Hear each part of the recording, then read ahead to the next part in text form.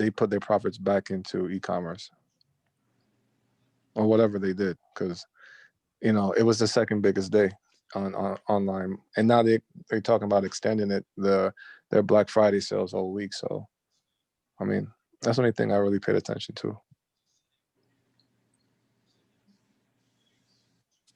Agreed. Like I see that all the way through, just because, when it comes to these holidays, now we're seeing that people are going to take their profits mainly because, there isn't a stimulus check that's waiting for them, even though we might see a play or a position that we know that it's going to go higher because the market, the overall market, the sentiment of the market says things are going to go higher.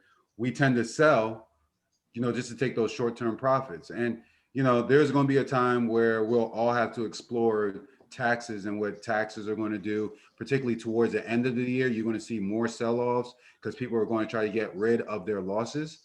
Right. Those who held their positions much longer over, the span of the year, maybe 2 or 5 years, they might say, hey, I'm not going to hold on to this position anymore because it's didn't give me the return that they wanted. So keep that in mind as we start heading towards the latter months of December. So when we get to like December 20th, I believe, like I saw this before, where the market was real hot back in 2018. And then once it started getting down to the holiday season, it started to tank. And I always reference the Dow. I like referencing the Dow a lot.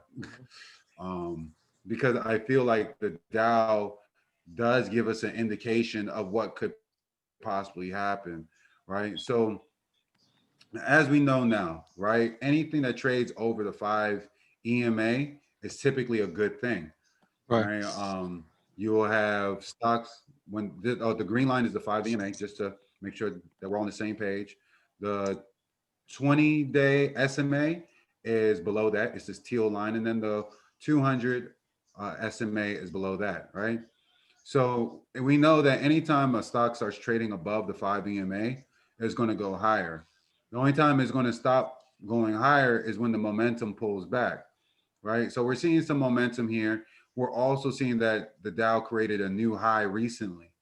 So it's still trading above the 5 EMA. Prediction says that, this is going to go trade. It's going to trade higher. Will probably be in mid December when the Dow was around 31,000. But because of that, the RSI might be overextended at that point. If that does happen, like it did back here, it will pull back. And then we might have a retrenchment back to this 200. Definitely to the 20, but possibly to the 200.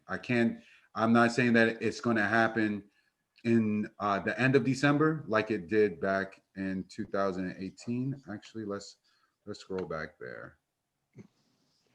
Let's scroll back. Where you at? 2018. Yeah, 2018. Let me just do one of these. Yep. So if we look back in 2018, right, we see that the market was trading well above the 200 SMA, and it was doing it for some time, right? But the minute it got overheated, the minute it got overextended on the RSI, right, it retested it one more time. It tried.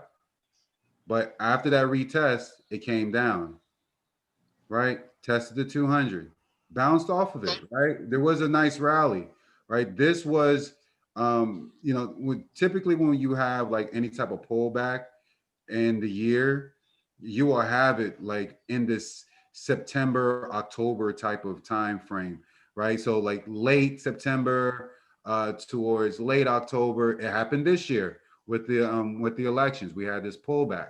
Um, but with this pullback, there was a bounce, and then it bounced again before actually coming down. And when did it come down? Before the actual turn of the year, right? So that pullback, I am like trying to be aware of heading into 2021, because we still don't know a lot about economic stimulus plans. We still don't know what how deep a recession that we are coming out of, because the prices haven't really been felt yet. People, even though people have been working, the economy has not embraced those months that people have not been working. So because that hasn't really happened, I am trying to curb on the side of caution that even though yes, it finally crossed over the 200 SMA from earlier this year, that there could be this overheated, like it was back in 2018. This overheated, it bounced down here to come back up. If it makes a new high here, pulls up a little higher, anticipate some type of downside.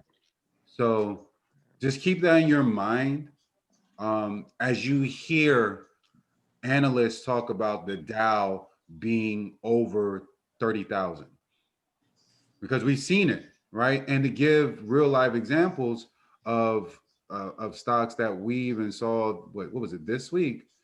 Um, let's go to November. We can go to Blink first, right? So Blink Okay. made a high, made one hell Yeah. of a high, right? I Facts. think it went higher than this actually in the after hours, Okay. Wow. right? It went high. The higher it goes, the higher it's gonna, or the lower it's gonna go, right? So it Hmm. went up high, and then after it created that new high, it's gonna pull back. And what type of pullback was this? It went from $38 to $24. So that was a $14 pullback, right? Mm. So just imagine when you're thinking of stocks that are trading, we want the stocks first and foremost. We want the stocks that had some type of percentage increase on the day, whether it's a 5 to 10%, like a strong green candlestick. Sometimes 20%, 40% is it can get overdone after 20. Like sometimes it's like, okay, I might have to only do a day trade with this because it's too overextended, you Right. know. So if you're looking for a stock that you want to do a day trade with, definitely look for the ones that not just hitting 5%, but 20, 40, 60% higher. But if you want one that, you don't want to worry about, you don't want to think about for a couple of days, BLNK was one of them. It was a stock before it got high, that was just steadily riding up, multi-day breakouts, right? Particularly after earnings. So those are things that we have to be mindful of, is that once it makes that exponential run, creates a high, where does that high take it to? Does it take it below the 5 EMA? And if it does take it below the 5 EMA, we know it's coming to the 20. If it can't hold the 20 SMA, then it's Go to coming 20. below that. And Yeah. then that's when we figure out how low to the 200 SMA is it going to come to. And as you can tell, for the past like couple of days, it came back to its previous support at $23. So $23 looks like a demand area where there would be a demand of buyers that want to buy between this 24 and $26 area before they allow the stock to go lower, right? So we when we think of prices, we should think of ranges, like price range. When we go to a store and we're thinking about buying a certain type of shoe or shirt, we have a price range in mind for that shoe or for that shirt, right? Maybe even for the house or whatever other entity that you might be trying to acquire. So with that being said, I would say just look at the range and then see if it's a respectable range that you wouldn't mind buying in on. So that was one example of like how, when the Dow spikes and then comes back, you can see that happening with the stocks. Let's go to, I think GM was another one. Yeah. Um, So GM, we can tell it still hasn't even made its high yet, but it's overextended, right? And then we still know that there are EVs that are hitting the market on so many different levels, whether it's a school bus, whether it's a travel out of state bus, or whether it's a personal car, EV car for your own. We know that EVs are going to be the wave of the future. But with GM, because it's testing, as we said like 2 weeks ago, it's going to go to $45. We just don't know where Right. it's going to do, like what it's going to do after that, right? And it came to $45. We said that 2 weeks ago in the meeting, right? In this gathering of intelligent minds. So so now we have to think back, like where back in time did this stock ever trade around $45? And because it went bankrupt back in 2012, 2010, it, it is relatively at its new high of $45, but we have to go way, way back before that where it was trading above $45. So before bankruptcy happened, the last time it was at $45 seems like it was back in 2004, 2000, yeah, 2003, 2004. Well, no, 2004, it definitely started to decline a little bit more. Yeah. So we'll say it was at $45 back here around 2003. So now, like, it's like I said, it's overextended. I cannot see this stock going any higher without someone Some selling type off of news. shares, some type, say that again? Probably some type of news or something extending that play. Yeah, something has to extend it. Right now, for me, it's too risky because, like I said, I want to be in positions that I don't have to think about.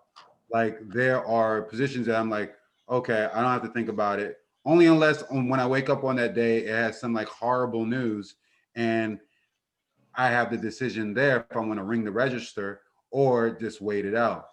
Like with BBBY, BBBY. All right. So this is going on into the online, and I do want to get into Apple because I think I remember seeing Devin asking a question about Apple, so I want to make sure I answer that. But so with BBBY, we are like I think we all know we see that it's going to go higher. Yeah. But for some of us, including well, I speak for me, like I was more worried about the position I was in Mm-hmm. and the time decay, right? Because on options, we have time decay. So if the price doesn't, go higher, there's going to be a like damn near a tax, of that contract showing that it doesn't have enough Oh. backing underneath it. It shows that the contract is not worthy of being held this long. So it's like, get rid of it. So so as I try to move that up. So we come to the contracts over here, and I just want to show you what I'm referring to when it comes to time decay. Um, Time decay is measured in theta, right? So the weekly's coming up. Now, yes, it's at 7, right? Like minus the decay of the actual contract price is 7 cents. But before that, on contracts that you're holding, that's either not in the money or anything like that, you have a decay that's much higher than that. Was it? Hold on. Let me just double check to make sure I have the right one for BBBY. Oh. I think I can see at least the contract itself. Where are you? SPG. SPG was a bitch. Facts. It's all good. It's all good.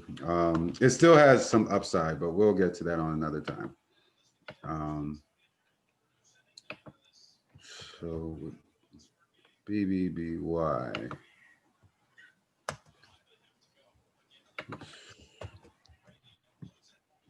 On the contract, as you can tell here, when the theta is too strong, it's going to push the price down. Well, because the theta is that time decay. It is saying that this contract no longer is holding its worth. And I know you couldn't see it on the actual option chain originally. Whoops. I know you couldn't see it on the actual option chain that I was trying to show you, because now the contracts are new. It's all their weekly contracts coming up for, December 4th, 11th, 18th, right? Right. So, but once, and take a look at it, when it does happen, once it starts coming closer to expiration, then you will see the theta being a lot higher. And remember, that theta will combat your delta, because every time the new dollar is created on the options contract, remember, you get that delta and the gamma added on. That's why I love, having a high delta and a relatively high gamma, even though I'm finding out that the gamma measures kind of the volatility of the underlying price. So it's like you don't want it too high, but you wouldn't mind having it a little bit higher, just so you can get that added to the delta, if that makes sense. Right? So you don't want it too high, but you just want enough where it can get added. And then hopefully our contracts will be like $1, right? That be $1 every time it crosses, and then it's $1. Those are the type of holds that I want us to have. I don't want to get these riskier plays where it's harder to get into a position just because it's already up and it's up exponentially. So that's what I know. I touched on a little bit of this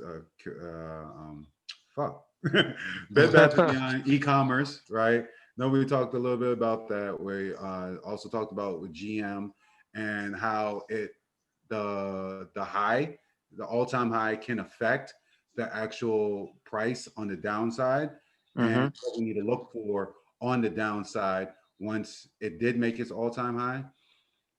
So now I would like for us to kind of step into some of the actual plays that people are looking at for this upcoming week, right? We know for a fact that there are earnings. Yeah. And with these earnings, they tell us stuff, right? That's the most important part. Let me.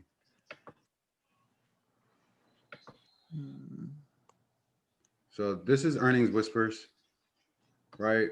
From Twitter. There's going to be quite a couple of, it's going to be a busy week, essentially. Yeah. It's going to be a busy week. We see that Zoom comes out with earnings after the market closes on Monday. So that's something to be very mindful of, particularly because there's a lot of communication stocks that are going to move in tandem with that. And the biggest thing when I think of, Zoom, like what works with Zoom? And there's a lot of companies that do, which brings me to the very first company for Monday, which is ASAN. ASAN. So ASAN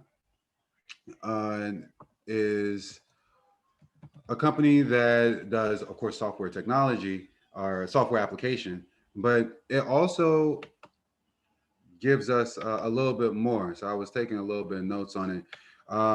Essentially, it announced the other day that on Friday that it will be doing some expanded integrations with a couple of other giant conglomerates when it comes to working in teams like Microsoft Teams. Altis Cyan, I think that's how you pronounce it. They're also another like cloud-based technology, Slack and Zoom, right? So asana, which is also a Sanskrit name for posture, right? That's for yoga and all that stuff. I see this going higher, right? Any stock that's an IPO, it's a recent IPO, you always have to keep it on watch. And I'll give you another reason why after this. So Asana is a low float stock. It's around 70 million or so. It's been trading pretty well. And if we continue going by our technicals, we see that one, it closed above the 5 EMA here on this day. But if you needed further convincing, you had another day here. So on Thursday, when things were kind of moving because of the Slack deal, Slack is trying to is going to be bought out. Not Slack, Workforce. One of these companies are being bought out. One of these companies are being bought out. I don't remember off the top of my head right now, but I'll get to it. But essentially, the whole software technologies industry has been moving, right? Moving in tandem because of all the movements that are happening in software tech. So you will have companies like Microsoft that's now trying to figure out what to do to hold up in this space where people are using multiple platforms to communicate with other employees or other clients or other participants where some type of exchange is being given. Microsoft is finding themselves, being stuck, being behind Zoom, Salesforce, and Snowflake, right, on these things.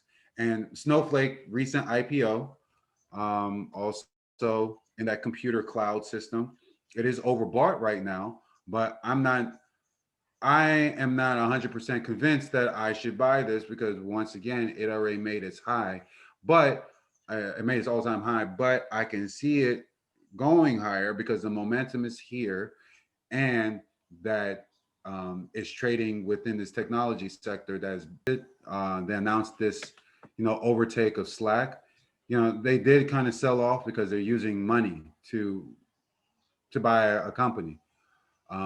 So do I see this going down? Maybe, but possibly not. And this is why these candlesticks right here, you should probably pay close attention to it, just because of how the base kind of blunts off like that. Sometimes, and I'm not saying it's 100%. I'm not saying this is exact science, but I'm saying that sometimes when you have uh, candlesticks that blunt off like this, that becomes support only unless you have a MACD that has crossed. Then we have to figure it out from there. But sometimes when you have the candlestick that blends off on the green or on the red candlestick, that means that it's going to reverse in direction.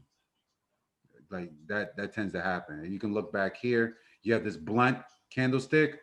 It started reversing. It started reversing in direction.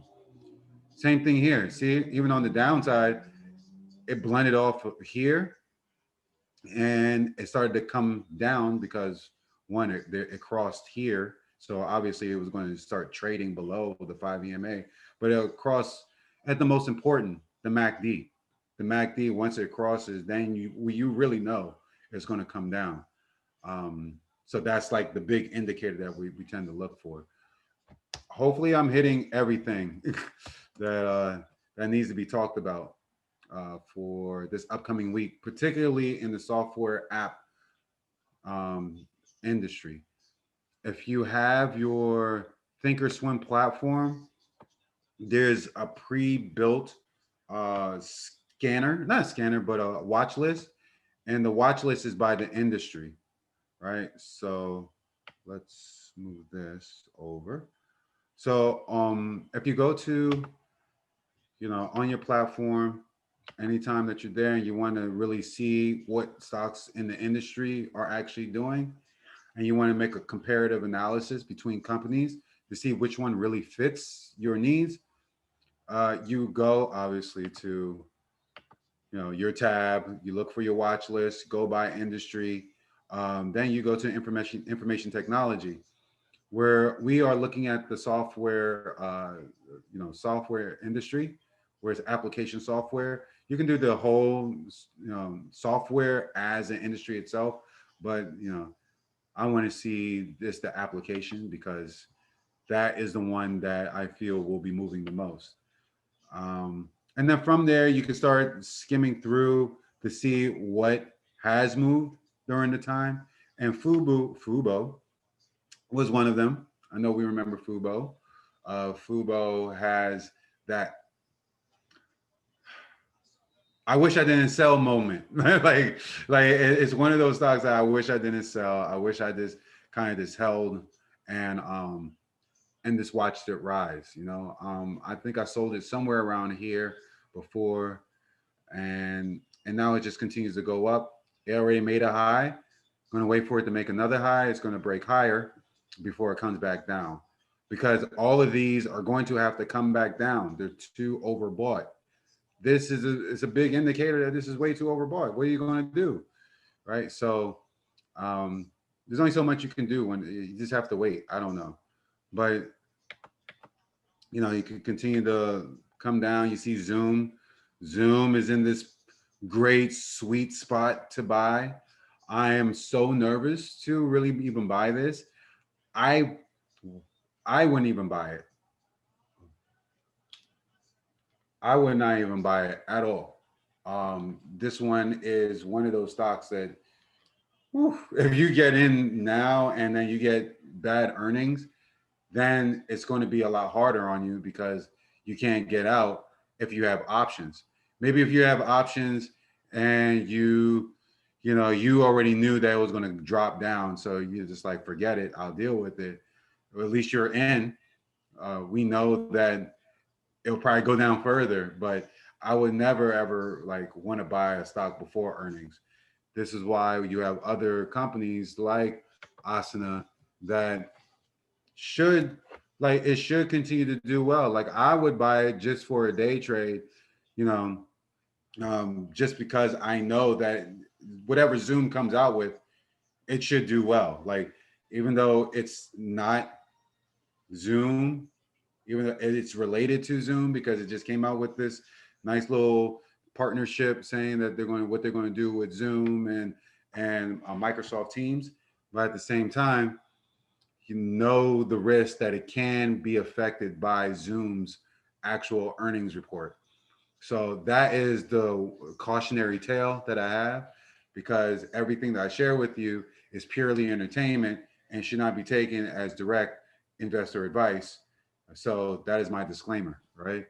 But at the same time, I cannot say that for me, I would not that I wouldn't invest in it. I would like to see this company do well. I would like to see it go higher than $29. And then also they had a buy rating on there and an analyst upgrade. So to $30. So there's when you have these kind of catalysts behind it, I don't see why this wouldn't be something to buy.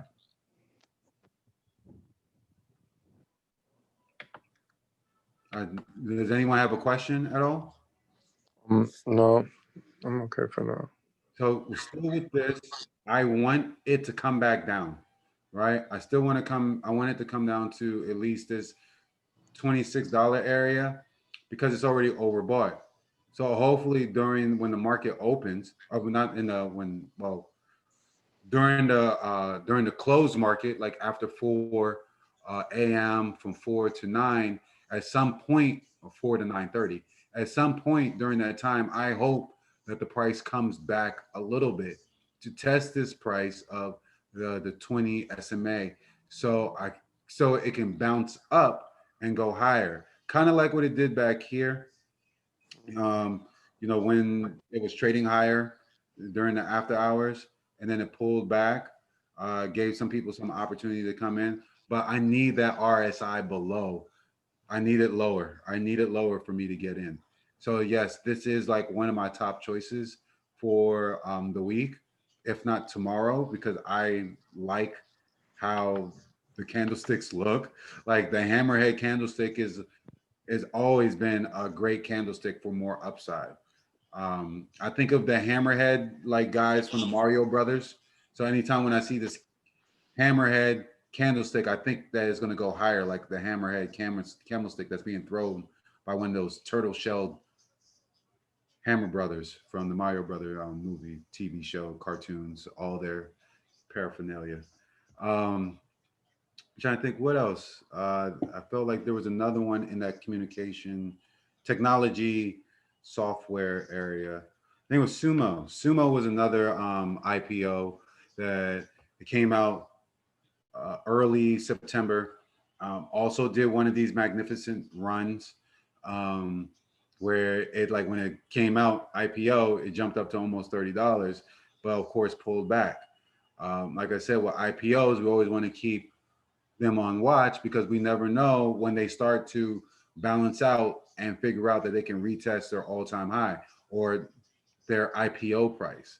Because once they pass their IPO price, like in CVAC, it can go a little bit higher. So that CVAC is a biotech company that that deals with mRNA diseases, right? So they weren't originally working only with coronavirus. They just started really getting into coronavirus. This is a German company, which German companies have been, kind of capitalizing the market when it comes to the virus itself. But this company now that is like testing its IPO price, it will go a lot higher. Like tomorrow, we can come out with some type of news from a pharmaceutical company, which we'll get into pharmaceuticals soon.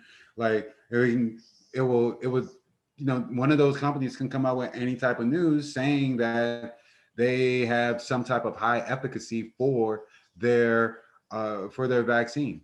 So if that's the case, we got to be on guard for how that vaccine news will affect other companies. Because a lot of times the other companies that digest the news from a Moderna or from a Pfizer or from a Regeneron, they don't do well, right? They tend to fall back. So those other companies tend to like get that negative press pretty much. They eat the negative side while the actual company that put out the positive news gets more of the upside.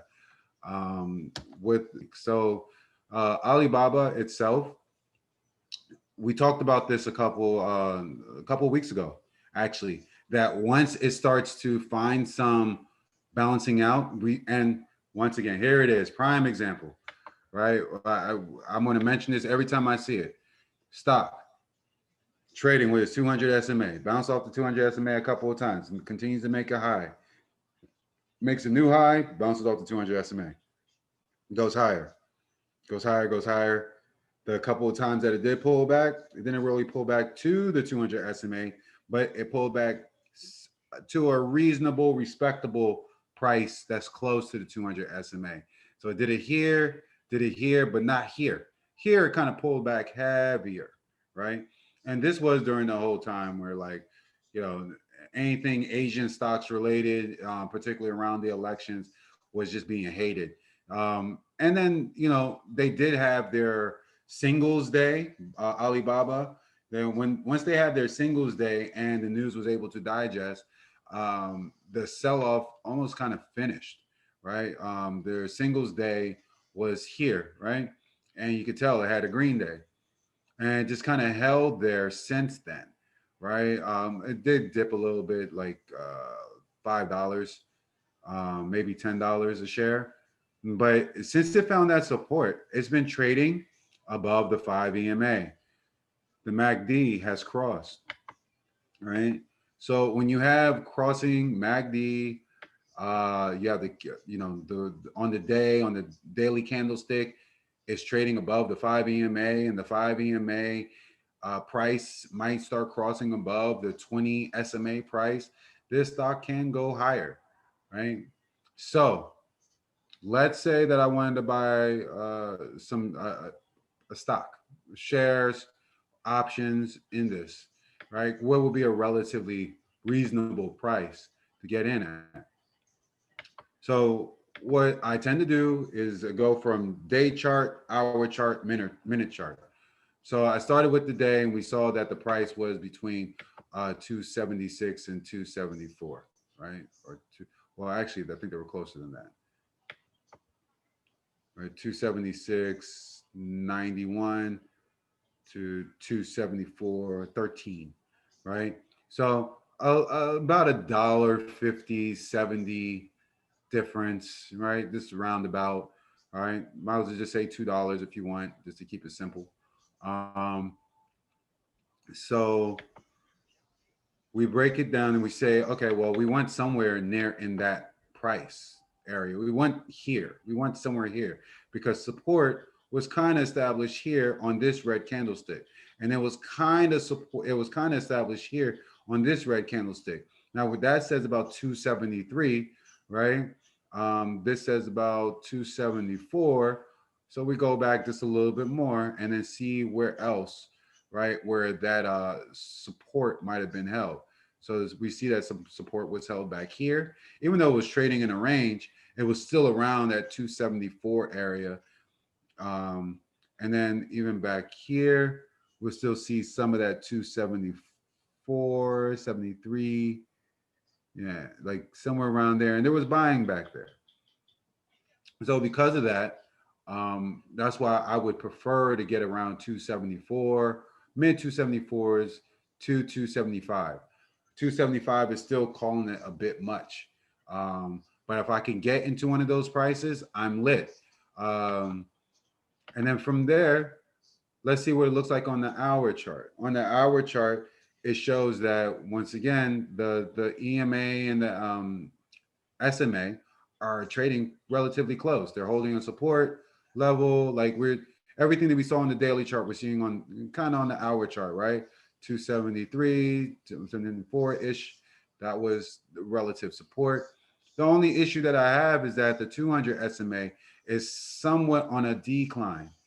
Anytime when I see a SMA, a 200 SMA on a slight decline, I kind of take caution just to see if the price could come down a bit, because we want the SMA, the 200 SMA, to be on the incline, because that increases your chances of the stock going up. When you have a stock on a decline like this going down, it makes me think now on the lower range of my price point. Maybe instead of the 274 to 275, I'm starting to think 273, maybe 272, right? But definitely around 273. Maybe I'll start thinking around there because, I want to risk any downside that can happen after I buy in. That's what I'm trying to gauge. I'm trying to gauge how much downside I have before I buy in. So now let's go to the minute chart. And on the minute chart from Friday, right? We know it did a lot of movement. we know there's going to be a high volume, some volatility. It made a new high, in the pre-market before pulling back. Pulled back $4, and then it started just to trade with the 200 SMA. So hey, it came down to a low of 275. That kind of gives me some kind of optimism that okay, maybe 273.50 is not the price that I want to, you know, I could probably get in maybe a little bit higher, maybe about 274.50 to 275, and not have to really, really worry about a price, but just know that you will be, cautioning yourself on some downside, just in case the stock does not want to trade above the 20 SMA on the year chart.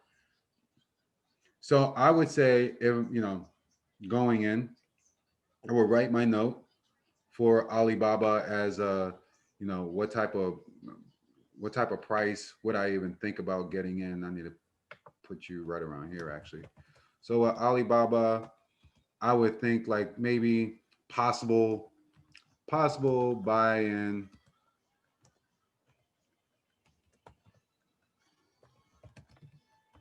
price of 274.50 ish.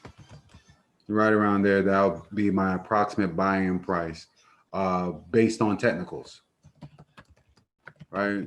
Just so I know what am I basing it on, not any type of, any news, SEC news, or any other financial news that might have came out that I wasn't privy about, right? So so from there, I'm thinking, okay, if I were to buy in a 274 area, obviously I wanted to retest this all-time high. That's a given.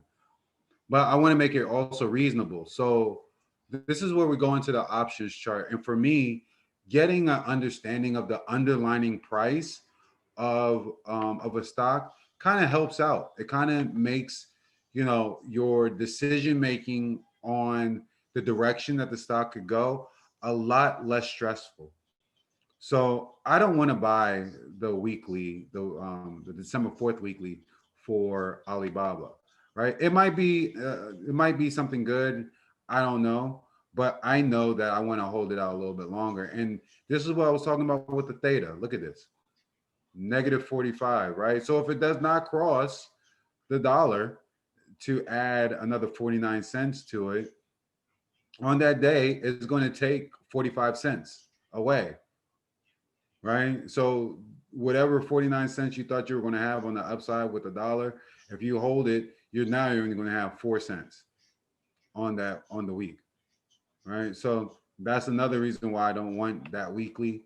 Let me see what the next weekly says on the theta. 29. Okay, that's a little bit more reasonable to hold it a little bit longer, right? For a delta, that's a little bit higher, right? The price point might be a little bit much for some, right? But just remember, if you're buying this contract for 690, you're buying 100 shares of Alibaba if you wanted to exercise your contract. If you don't want to exercise and you want to hold it to expiration, just make sure that you sell it at least an hour before the expiration date, which is December 11th, right? And then we're looking at a strike price. We want this strike price to always be we want the stock price, whatever stock price that is trading at. We want the stock price to be above the strike price, so that we can be able to reap the rewards of the delta, right? Um, if we get that, then we know that we'll just be banking at this point. All right, you can buy 2 contracts, 10 contracts, whatever you prefer. Just know that you will have an opportunity to ride the wave on some upside for a couple of weeks on Alibaba. But as we let's take this to an actual chart, because one of my downfalls this week on SPG was that I did not look more closely at the contract chart. And the contract chart will show you just a little bit more than what the stock price chart shows. So with the stock price chart, we're seeing whether or not um, this can go higher, right? And as we could tell, it looks like it can go higher. They both look relatively the same. Two green candlesticks, then 2 green candlesticks and a red candlestick. 2 green candlesticks and a red candlestick. The MACD is almost crossed over here. It crossed over here. This almost crossed over here. I listen to that quite often, because just because it's crossed over here doesn't quite mean that it will definitely be crossed over here. It will probably need a day for this to show that the cross has confirmed or has actually happened. On the MACD, there's a little bit of green here, right? I still curb on caution, right? Because there's still some things that are against this. Like I said, legislation from the House of Representatives that want the Chinese stocks to be audited the way that American stocks are. I do see that the moving averages haven't crossed yet. Um, so those two things are pretty big for me when it comes to this contract. There might be another contract where the strike price is like 278, and because we're at the strike price of 277. So, oh, not 278, I guess 280, because they don't have 278. So we take the contract price of 280, and we said, okay, well, what does that contract look like? You're not doing this again, are you? Let's just copy.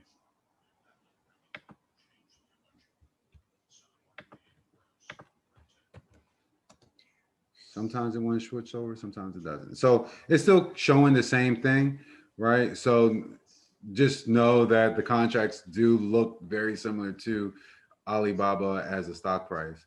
So, here, even though I said, yeah, the buy-in price would be 270, 274.5, or $274.50, somewhere around there.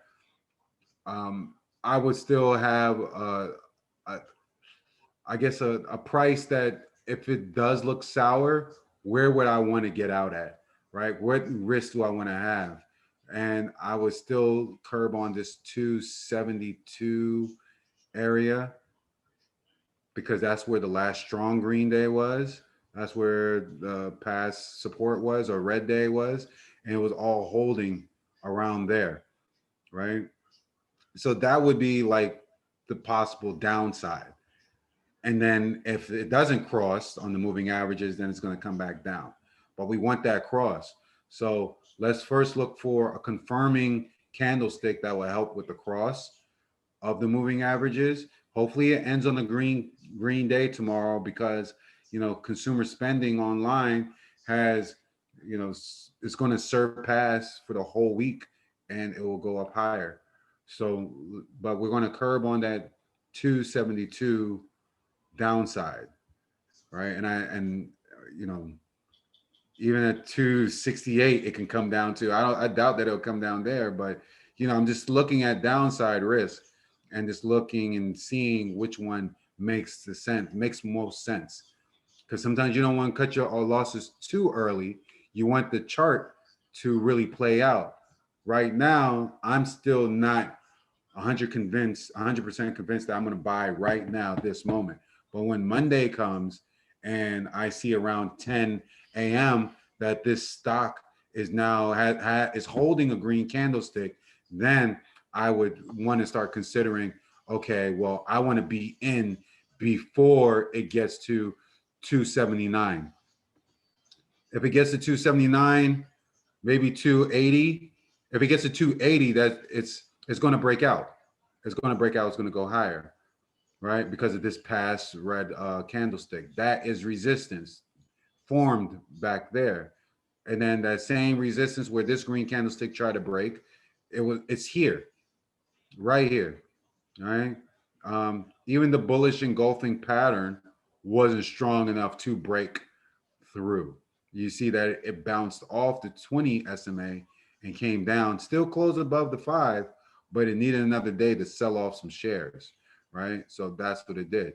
It sold off some shares and might try to sell off some shares some more tomorrow. You might get where you see these two lines kind of merge together.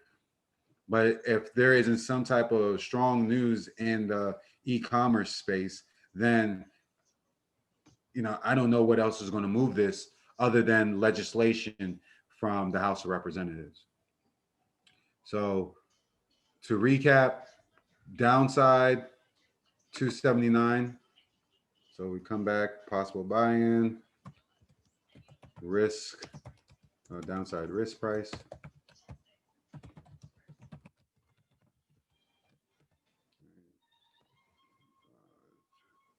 272.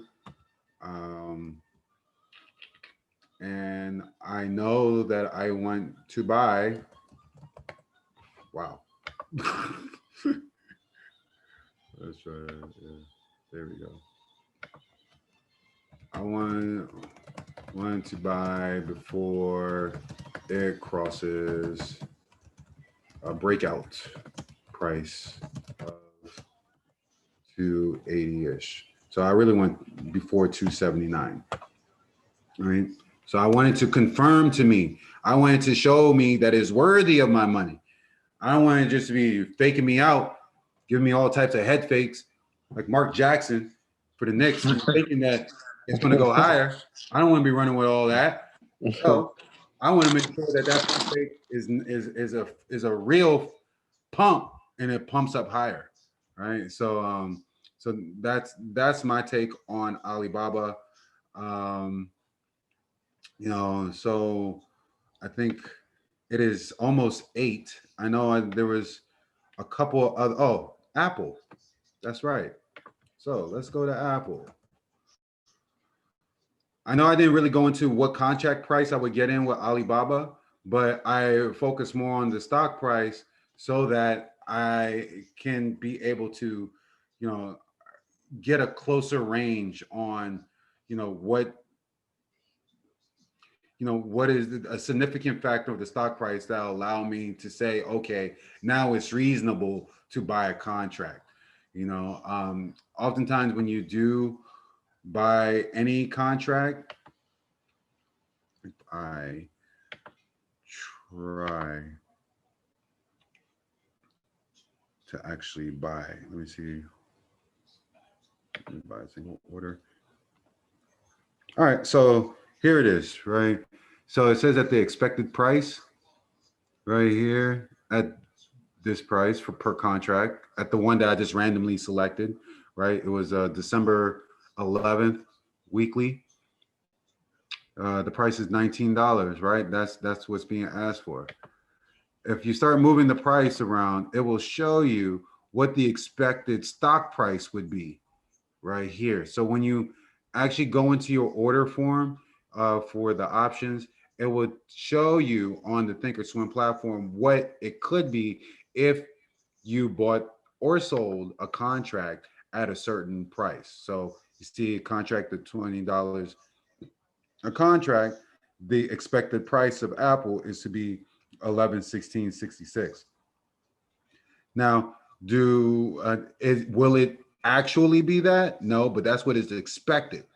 So, you know, you will have that actual and that expected, you know, and that comes with, like, you know, volatility and movement within the market to know if that price will be actualized. But it's also a good reference to have. So, you know, these are all referencing tools.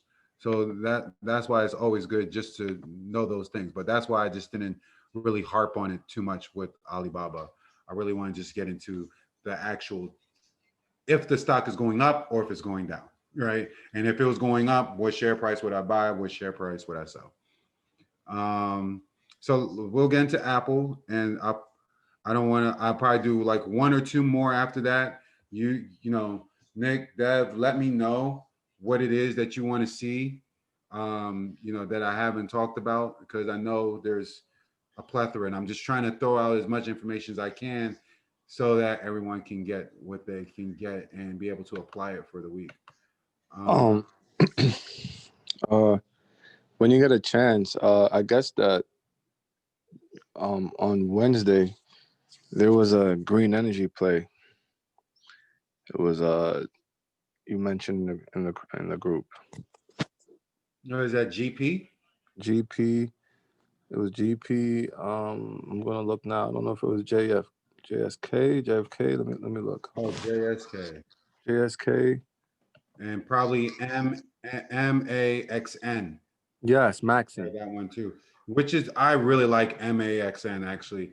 Yeah, I actually, it's funny that on a practice run, that was a good play. That was a good play. Looking at that was a good play. I really, really, really like this. The only thing, it kind of contradicts what I said earlier about blunted candlesticks, but it's still doing the other technicals, right? Where it's trading above the 5 EMA, which is the most important part. Once it's trading above the 5 EMA, it can do blunt candlesticks all at once, right? But Right. at the same time, you know, you want that momentum to be behind it. It tried doing that over here, right, with this $21 area, but this is extremely just like, and I want you to look at the chart, and maybe you've seen this before. Maybe you've seen this before. Come on. Come on. I don't know if you've seen this. Super late. That AYR was late to the party, but it pulled up, fashionably late. Come on. I'm so happy that I was in this, Oh I'm God, so I got mad out that I so got early. out like I got out before so this day. early, I so was early. I was so here. I was I from was back in the beginning to here. beginning and I got out and gave out on it. Jesus. Yeah, I remember like people in the group saying, "Come on now, is this supposed to do what it's supposed to do?" Like, yeah, it will. Like, give it a day. But you see, right? It traded above the 5 EMA, blunted. It was even blunted here, right on the candlesticks, and you see that it after that blunt, it wanted to give it trouble, right? The blunted part of the candlestick is probably the most troublesome of all candlesticks because there is no real identification if there's an exchange of shares that's happening, right? We don't see that there um, with the blunted, right? So when you have a wick on these, it makes it easier to say, okay, well, there's possible upside because there's some people that sold, but there's also a base of buyers. So that base of buyers could potentially hold and allow more buyers and sellers to exchange on the upside, right? Okay. Oh man. Okay. What's good? Thank you for coming in. You probably got about like 15 minutes left, but I'm glad you're here, and I'm glad that you wanted to come to learn. Hopefully, you have some questions or some answers and some input that you want to provide on in. But yeah. So that's Max. That's Maxion Solar. I really do like this one a whole lot. I am holding a solar play. No, I'm not. I lie. I lie. I lie. I wanted to hold a solar play. I'm only holding Lemonade, Internet Mm, GameStop, and Snap. Those are my three holds for okay. now. But like I said, I did get off track. I want to go back to Apple. So with Apple, I'm not a big fan of Apple right now. It still has not proved to me that it should be bought um, right now. Um, I don't see it yet, but it is trending along the moving averages. And then best believe if the 200 SMA gets any closer, filling in this gap, it will go higher. But what I am, suggesting that people do, because my trigger went off the last time it went to 120, is to put a trigger, create an alert at 120. Okay. Once you create an alert at 120, then at least you'll know that it is retesting its resistance. All right. Why not just do this? There we go. So when you have that 120 trigger there, you'll know like, okay, now it's testing its resistance because that's what it did over here. That's what it did over here. No, not there. Over here, it broke down at 120 actually over here. So that 120 area is a key price. So hold on to that by adding a trigger, create an alert, and do this. Take your notes. You can do that on your alerts. You can open up your note, create whatever note that you want on the alert. And say that hey, it's holding 116. If it breaks 120, then 120 would be the new support, and looking for upside resistance near 124. Okay. 124 is the next resistance on up. This resistance. All right. Yep, which is right here. All right. So it's doing all the things. The downside is about 113, 114, right? So if you got in at 113 or 114, you're probably like, okay, it's all right. Like I was sitting happy thinking that my strategy was working over here because I was still testing out my strategy back here in September. And I said, okay, it's gonna go higher. And it kind of did it, but it pulled back. But during that time, it still traded or closed above or at the 5 EMA, right? And Mm, it was relatively close. So we see that it did go up higher. And I thought it was just going to break out higher to 130, you know, to the, what was it, 136, 37? Mm-hmm. It did the pullback. So, you know, this is something that, you know, you can definitely mark, you can mark Apple as some, as potential, but just not right now. Um, oh, we said not what the GP. GP did pull back a little bit. It's still, it's trading above the 5 EMA, but still overbought. Not my favorite.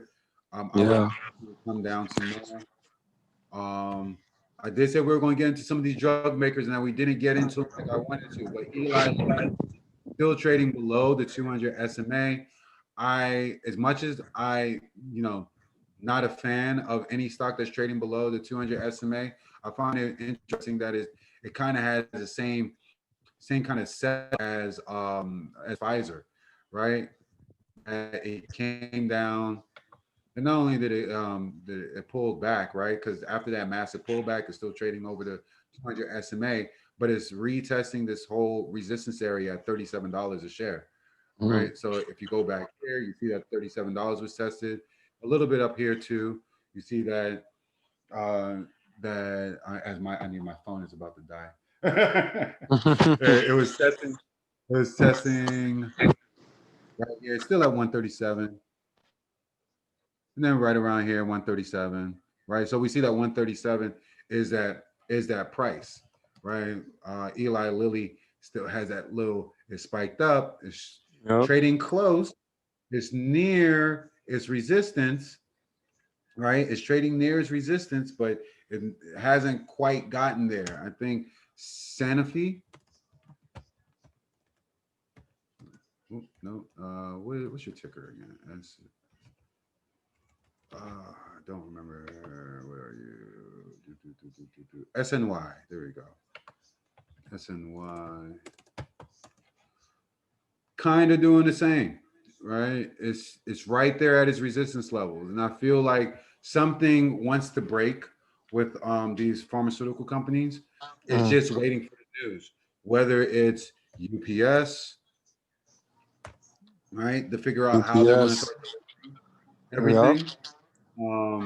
Whether it's FedEx, FD, right? No, it's this F. What's FedEx? FEDX, I believe. Or yep, E. No. What's FedEx again? Yep, that's it. Yeah, yeah. Or FedEx, right? So like, it's going to do one of these, right? It's going to be how delivery will be, and if you even want to look further into delivery of anything, DHL. yes, DHL is one. DHL is one. Um, oops. This is what I actually wanted to do. Okay. We didn't even get a chance to go through all of them. Facts. Zoom. We didn't go through Kroger yet. Box to Ultra Beauty is for Thursday. This might be very interesting in itself, just because of how retailers are still moving. Five Below, same thing. Well, actually, we're going to check out that price. Um, yeah, it is. There you go. We will go to so as I come here, you'll see what I'm referring to. So FinViz is by far one of the best free uh, services that you could probably get in researching a company. There really isn't much that you need to really do when it comes to research anymore, because it's right there in front of you. So when you go to FedEx and you want to see like what sector it's in industrials. You want to see what industry it's in. It says in integrated freight and logistics, right? And it's a USA company. Click on the integrated freight and logistics, and you'll see the other companies that are in this industry, right? Particularly, of course, when it comes to shipping. right? I feel like shipping back in probably like 2017, when I've never, ever, ever seen what supernovas look like. I was like in the midst of that, trying to figure out how to survive, because I never knew, or would never, like, never experienced it. You know, you can watch a video and then you can experience it in real time. And this is why I love the Thinkorswim platform, because it gives you a chance to go back into time and test your emotions during a virtual market hour. You know, market hours that happened in the past, but nonetheless, it happened. Um, so we have all these companies here: ATSG, CHRW, ATSG. I like that, just by looking at the chart, because it has some upside. But you know, I would need to do some more research first, obviously. You see Echo testing some resistance at $30. So yeah, you can just put the cursor over the ticker symbol, and the ticker will show its chart, right? I don't know much about these companies. I remember Casino was one of those stocks that actually jumped recently. So it's an hour and 15 minutes in. I think I did speak about a lot, and I do need to use the restroom. So either like, hey, I'll wait for him to come back, or like we can continue this discussion more, you know, offline. But I definitely want to put out this video just to give a chance, and I post these on YouTube, so I want to give people a chance to see like some of these stocks that we are looking at, and then hopefully they will start to see that they can trade these things for themselves. Right. That's what's up. All right. So with that being said, thank you so much for coming. Thank you, Mano. Like I said, we can go over some more a little bit later. I gotta use the restroom. I love Have y'all. a good one. Take care. I'm out. Bless. Love.